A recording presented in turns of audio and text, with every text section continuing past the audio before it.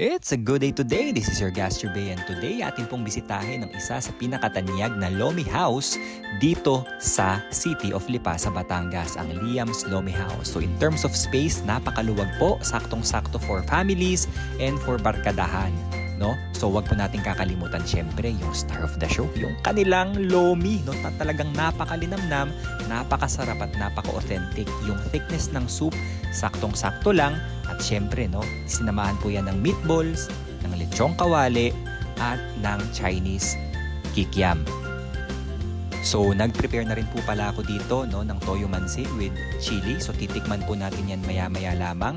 And naglagay na rin po pala ako dito no, ng mga condiments, ng extra paminta. No? At syempre, yung atin nga pong sili for good measure kasi hindi po kompleto yung pagkain ng lomi kung wala po yung mga bagay na to. No? So, halina, tikman po natin. So, ayun na nga, ibang-iba siya sa mga natitikman natin